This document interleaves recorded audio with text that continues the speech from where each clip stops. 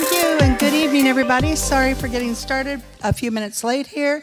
We have with us a person who's become very special to the MS community and is special already in the Nashville community, is Miss Julie Roberts. Julie is a graduate with her business administration degree from Belmont College here in Nashville. I don't know if you have any Belmont alum here that want to welcome her home, but she now makes Nashville her home as well. Julie was diagnosed with MS a few years back, but this did not sidetrack her country music career. She's known for her singing talents and her personality and her willingness to come out and advocate for all of us in the MS community. Most recently, this isn't her most recent, but I love the title of this song that really made it up the charts, was Men and Mascara Always Run. So yeah, you get it, don't you? Especially the women. We know both of those are pretty much true. And especially for women who have MS, we know the men, it's a tough haul for them. So Julie recently signed to a contract a couple years ago and had the first album reprise from an amazing record label here in Tennessee. You may be familiar with Sun Records. You know, they kind of had that little studio that did the Elvis thing. So, you know, they made Elvis a star, and that is her label now that she records under. She's with Sun Records, and Julie is appearing with us tonight thanks to the appearance sponsorship of Novartis, who has brought her in to help share her information about moving forward with life with MS, and she's raising awareness for MS research and World MS Day, which happens to be tomorrow. So I'd like you all to help me give a really warm welcome to Miss Julie Roberts.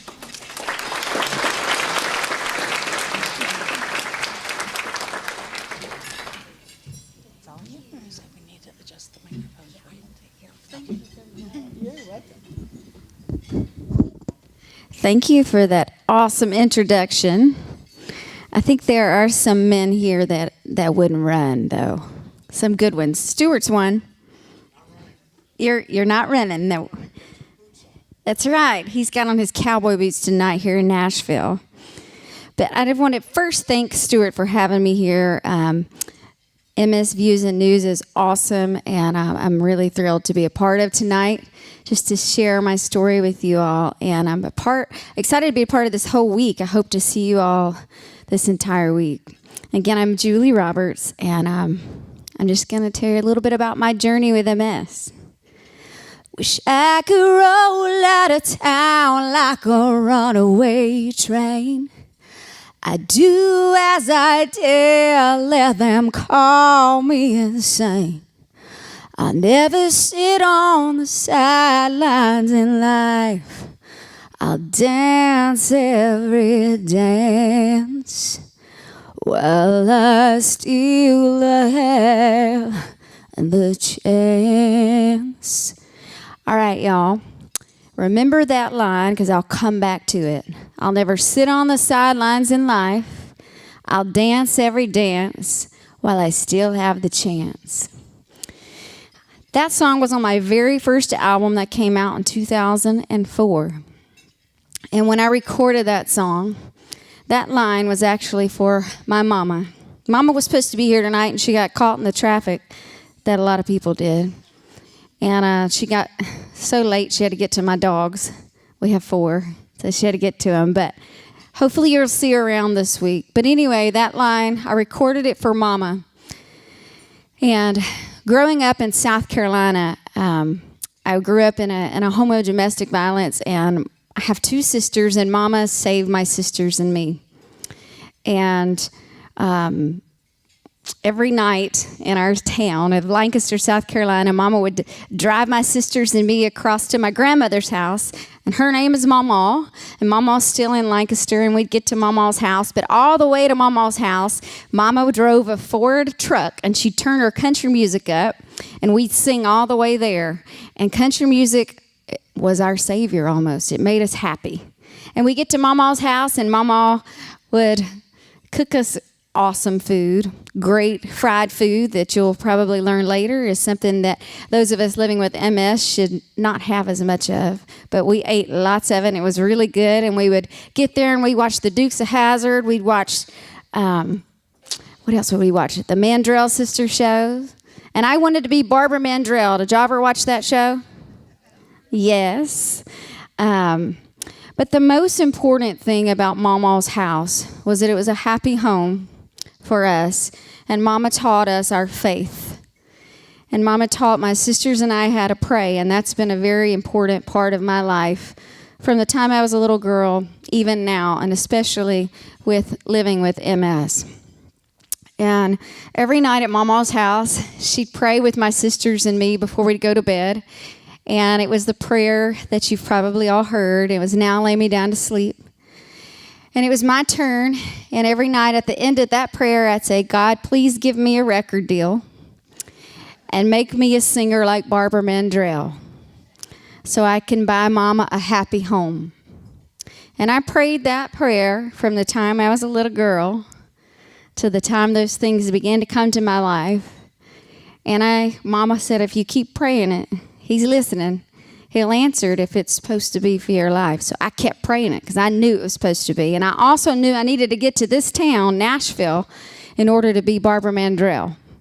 And so I told Mama I was going to move to Nashville and after I graduated high school. And she said, "No, you're not. You're going to college." And I said, "I don't need to go to college to be Barbara Mandrell, Mama." And she said, "Yes, you do."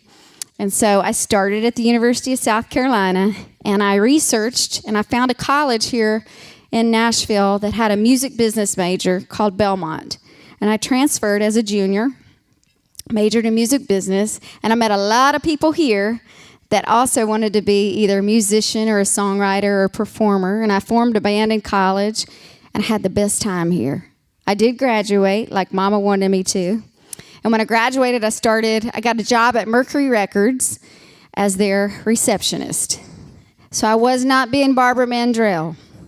Every day I was answering the phones. I'd say, "Mercury Records, this is Julie," and I'd transfer the call.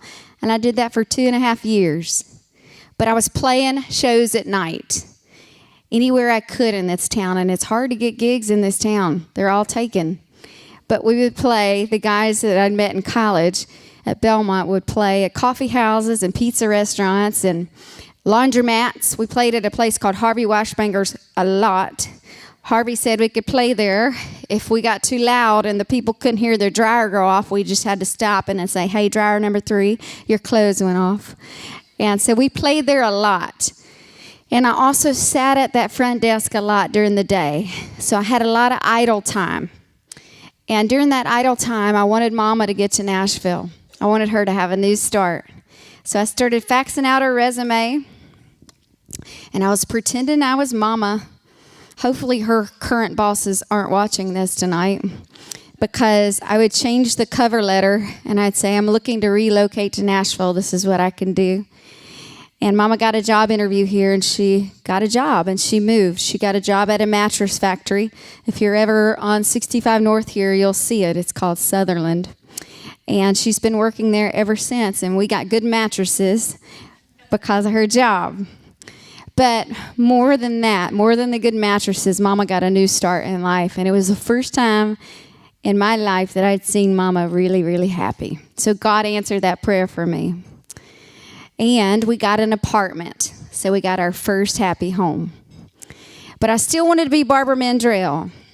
So eventually, one day, my guitar player was the receptionist across town at another company, and he met a producer named Brent Rowan, and he said, "Hey, Brent, why don't you come watch me play at the laundromat? I'm playing with the girl that works across town at Mercury." He said, "I'm not coming to a laundromat." He said, "Do you have a CD that I can hear?" And he said, "Yep, we made this in college, this CD. We made it actually for a project in one of our classes." And so Brent listened to it, and Brent had just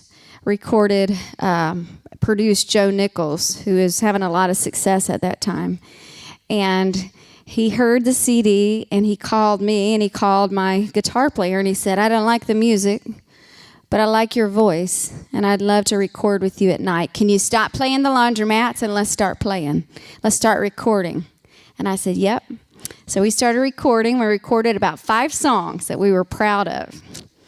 Because Brent said, "Julie, I know you want a record deal." I said, "Yeah, that's why I came here." He said, "I'm going to start taking these recordings around Nashville." And I said, "Okay."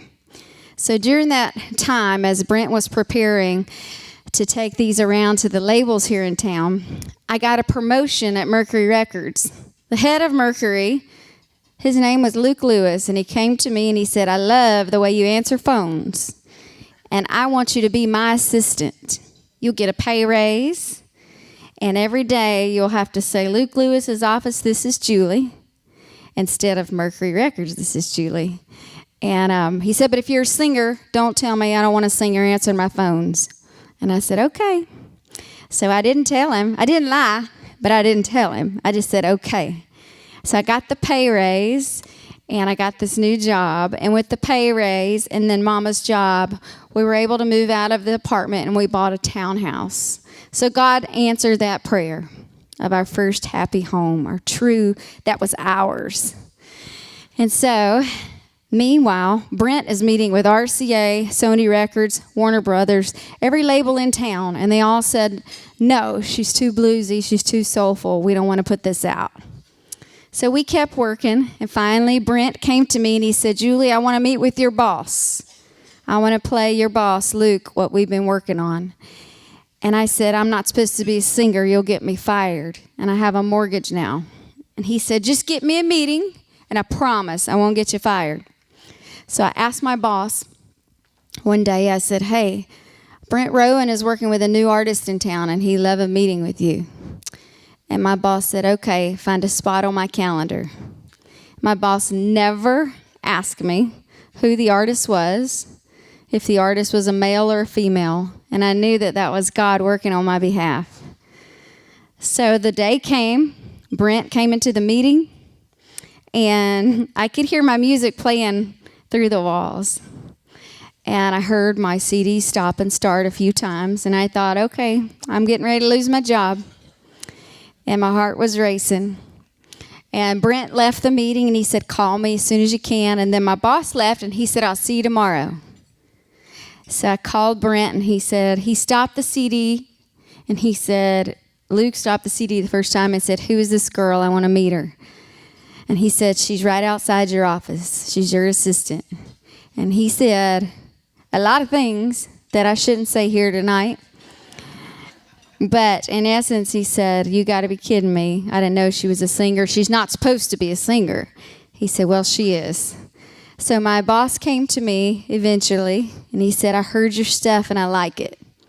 And I'm going to play it for the rest of Mercury Records and not tell them it's you. Exactly how it's played for me.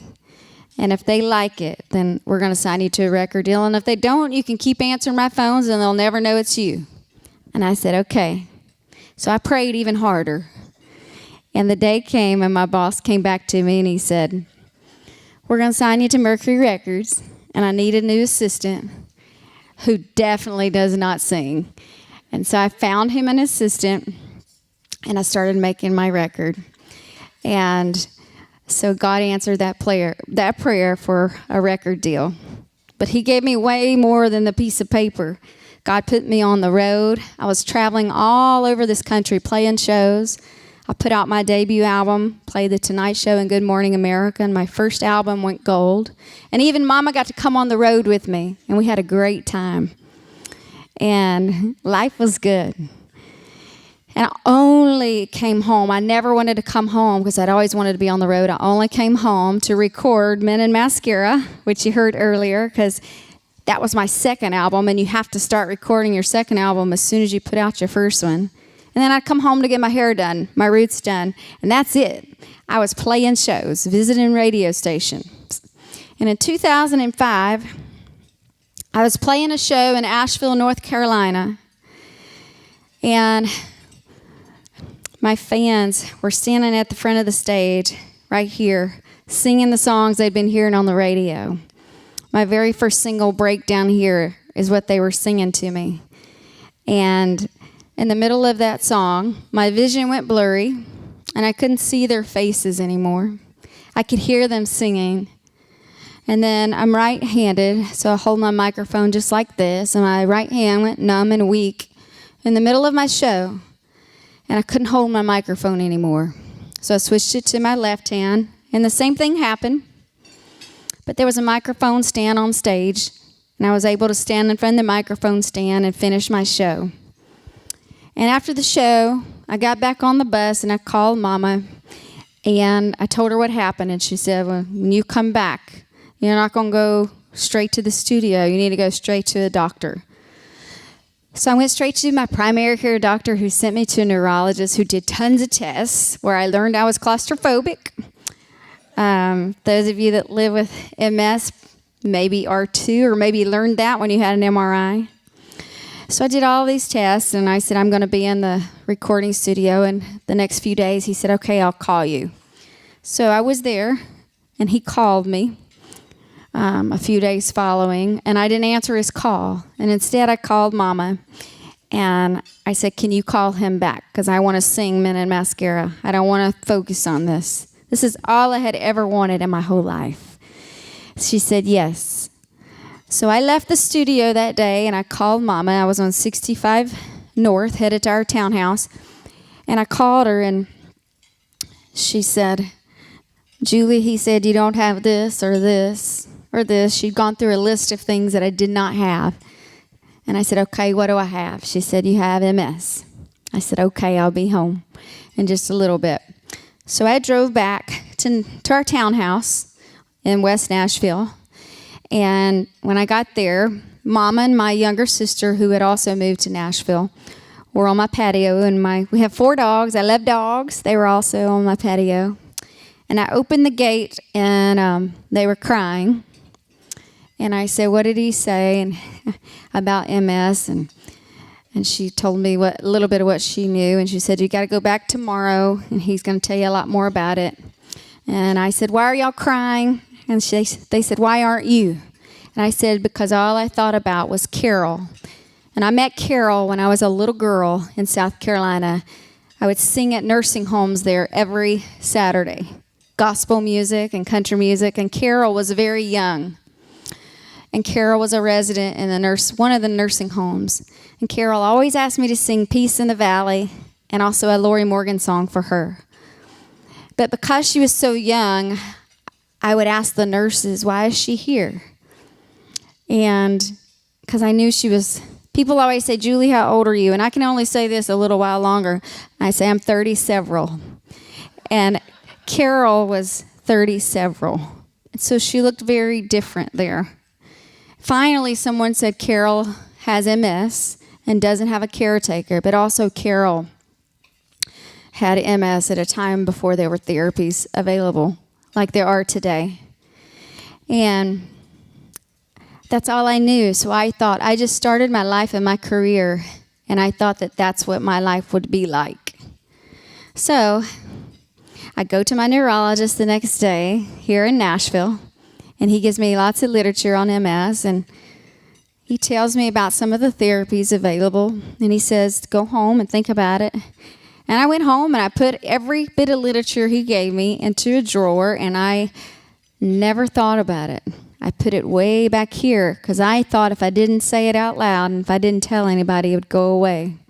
So if you're newly diagnosed, or if you're watching tonight and you're newly diagnosed or know anyone that is, don't do what I did. The National MS Society says and recommends to get on a therapy right away, and you should. And I did not do that. And that is wrong. And I learned that years later because it didn't go away. Life moved on, though. I got back on the bus. I released Men in Mascara. I kept living my career. Years passed. I got to move to Los Angeles, and I was working on a movie for Lifetime. They wanted to make a movie about my life and about Mama and about how country music saved us and about how I was working for this man that didn't know I was a singer that gave me a record deal. And so I was loving living in Los Angeles, working on this movie, taking acting classes. I did that for a whole year. And at the end of 2009, the heads of Lifetime changed. And my movie was put on hold. And they said it could be 10 years before your movie's made. You should probably go back and start making a new record. So I said, okay. So I came back to this town, and I called my old boss, now head of my label, and I said, I'm back, and I'm ready to make a new record. And he said, come in.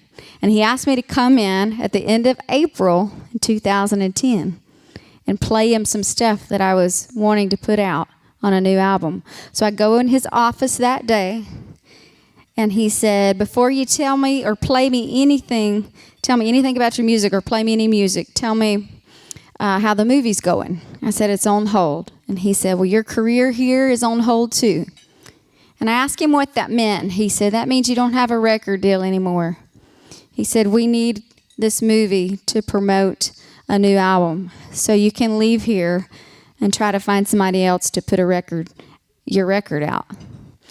And y'all, that was a harder day than hearing Mama tell me that I had MS, because all I'd ever wanted was to sing country music and to have this record deal.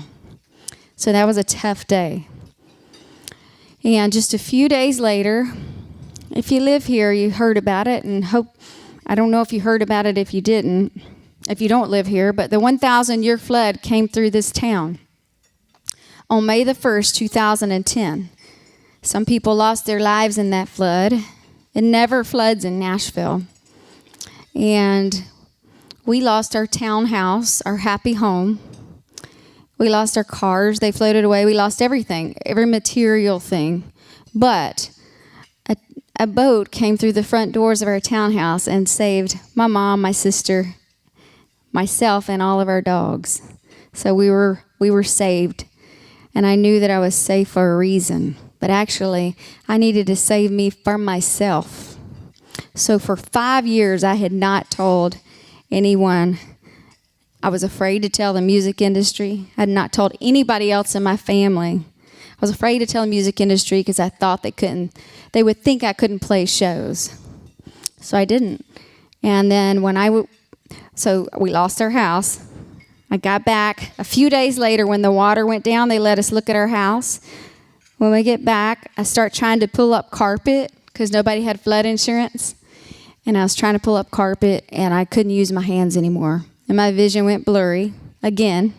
And Mama saw that, and she said, Julie, it didn't go away. You need to go back to your neurologist.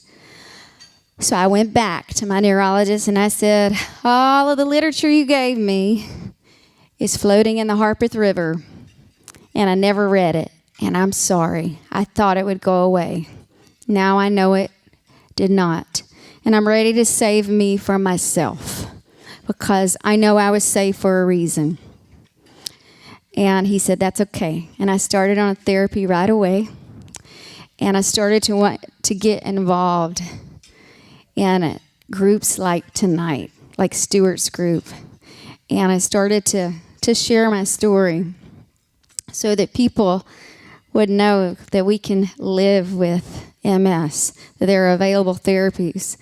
And that's what World MS Day is about tomorrow, bringing us closer. There's so many people in this town this week that are doing research, that are nurses, there's students that are neurologists that are bringing us closer to a cure. And I was afraid, and I didn't know that, and I didn't want to know that. And now I'm excited to stand on stage and to tell you that I lost everything. I lost my booking agent. I lost my record deal. My booking agent didn't think I could play shows. But guess what? I found somebody in the music industry named Shooter Jennings. And he's Waylon Jennings' son. And he emailed me and he said, Julie, I know you have MS. And I believe in you. And I want to help you make your career record. And I just finished that record. And I'm going to show the music industry that I can do this with MS.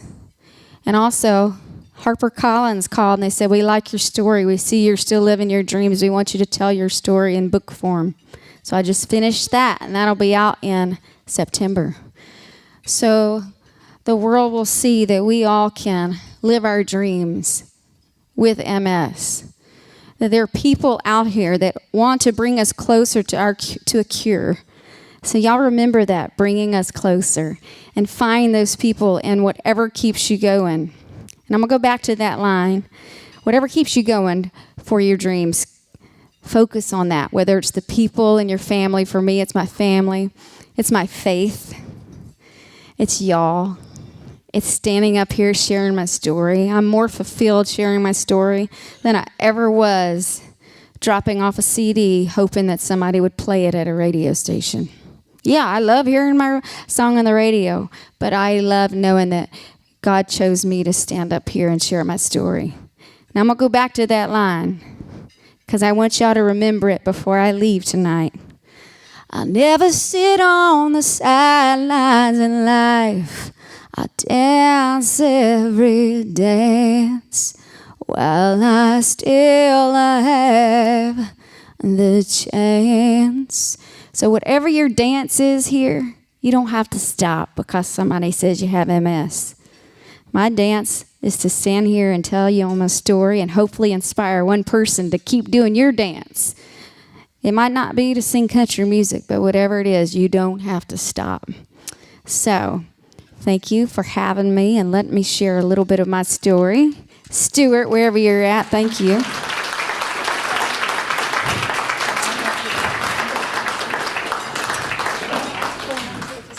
Yeah. I'm going to say, she's got to share that microphone with me now because now it's question and answer time again.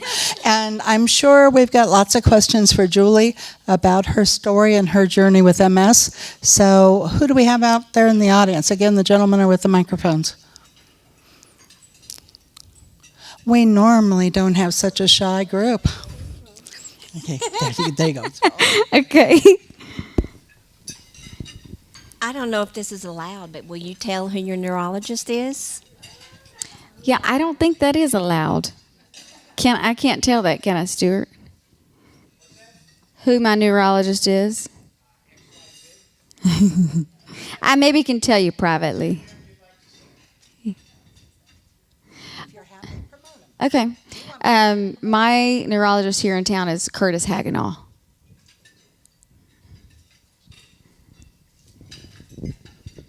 Where do you find the willpower to go from program to program and still have your MS and still have the energy to get through everything?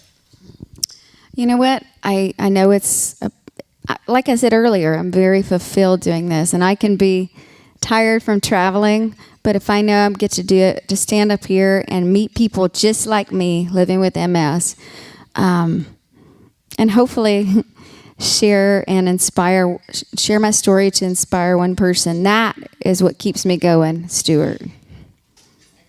Yes? Okay, my question. Country fried steak or fried chicken? That's tough. Mama, it depends on who's making it. My mom makes really good fried chicken and really good country fried steak. I don't eat a lot of either right now. But when I go to South Carolina, I do. What do you do to keep your stamina up when you're on tour? What do? I take naps whenever I need to. If I'm traveling into a different time zone, I try to schedule time for sleep in advance. And then when I get there, I try not to schedule something right away. I take a nap, and then I go do my thing. Play my shows. And if my guys want to go out somewhere, my band, and I don't, I've learned to say no. So you got to listen to you.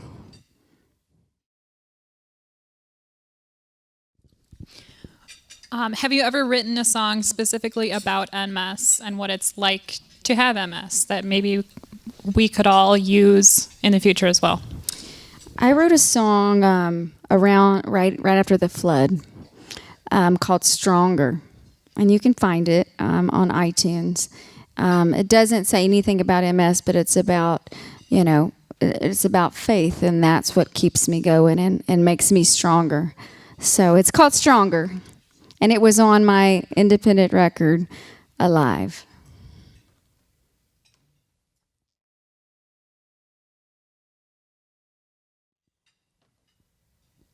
No other questions? Thank you so much again, and God bless all of y'all. Thank you, Joel.